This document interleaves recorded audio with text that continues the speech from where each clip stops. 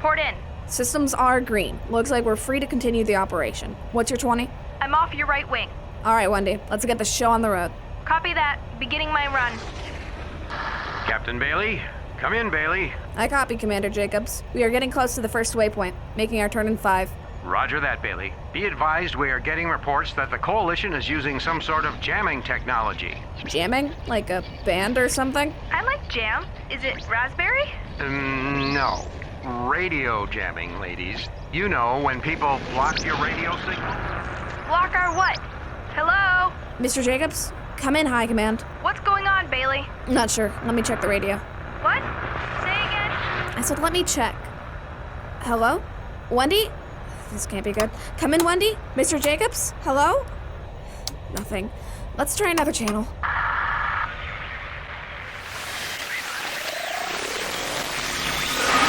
Will it take long to fix, Mr. Jacobs? I don't know, Wendy.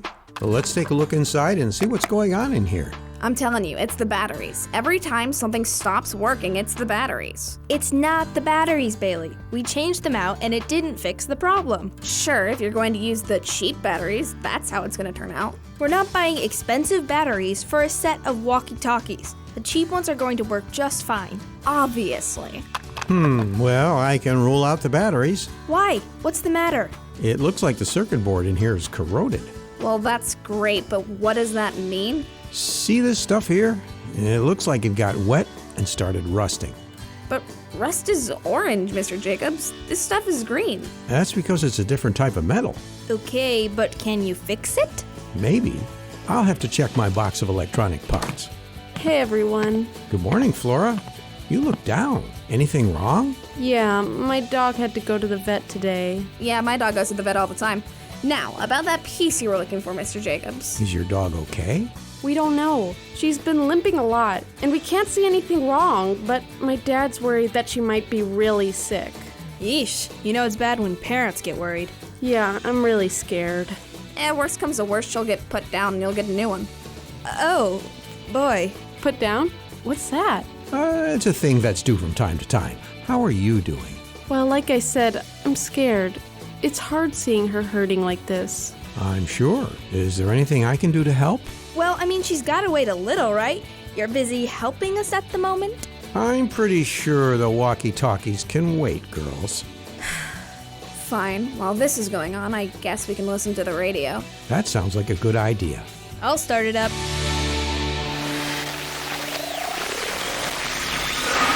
How's the hot cocoa, Flora? It's good, thanks. Anyway, so that's why Ranger is kind of my best friend. She sounds like a great dog. Yeah. Mr. Jacobs, Yes, Wendy? Bailey and I were wondering if you'd be getting back to fixing our walkie-talkies now? I'm a little busy talking to Flora right now. I'll get to it, don't worry. We're not worried as much as annoyed. After all, we were here first. Shouldn't we get help first? I don't mind if you help them first, Mr. Jacobs. I'll be okay. No, I think I'll keep talking with you. You're going through a hard time, and I want to make sure I'm sharing God's love with you. I mean, we're going through a hard time too.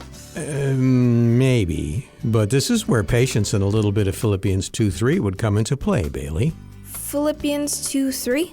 That's where God tells us that we shouldn't be selfish or think we are the most important, but instead to treat others as more important. It goes on to say that we should help everyone, not just ourselves. But why? You mean, besides, that's what the Bible tells us to do. I mean, sure. Well, in the next few verses, it explains that we do this to be like Jesus. What do you mean? Well, think about it. Jesus didn't have to come to earth at all. He's God, after all. He only does what he wants to. But he decided to put all of that aside and be born as a human.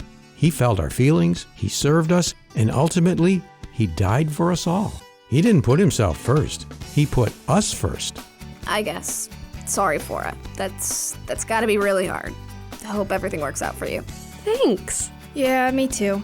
Does this mean that we can get back to fixing the walkie-talkies now, or is there something else that we need to do? Well, if you're up to it, we could read a drama script first. I like that idea. Okay, yeah, I'm into. Great. I'll be right back with it then. And we'll listen to the radio while we wait.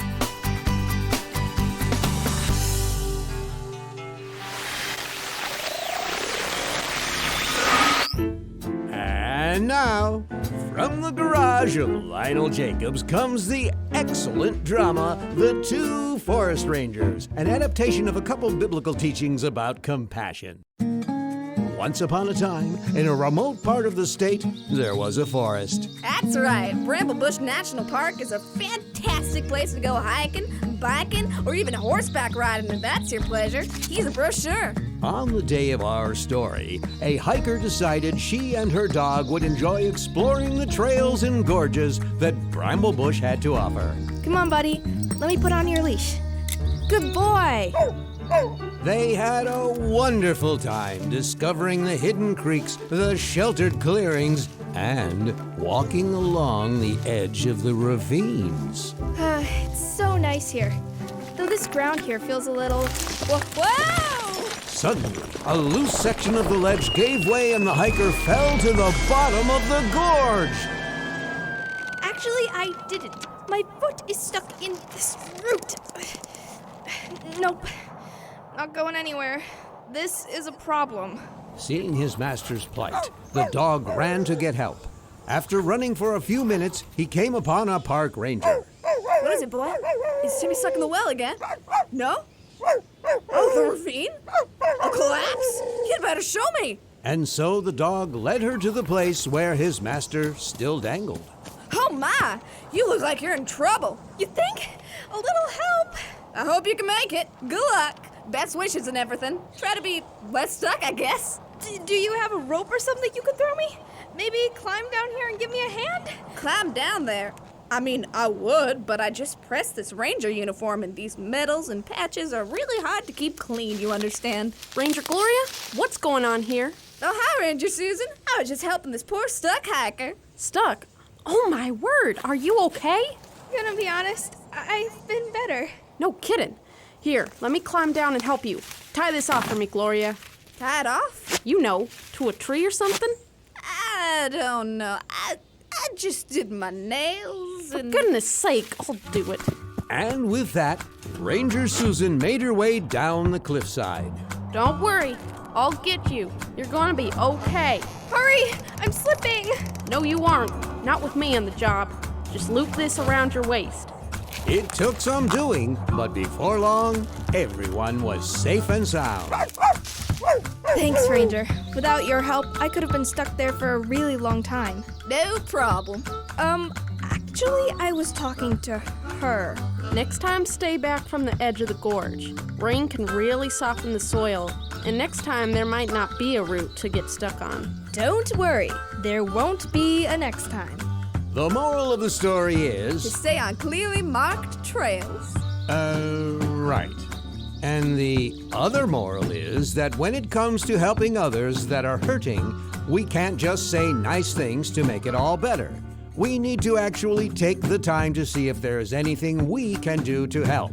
Sometimes this can be as simple as being sad with those who are sad. But if all we do is wish people the best, then we're being as helpful as a ranger who won't lift a finger to help a stranded hiker.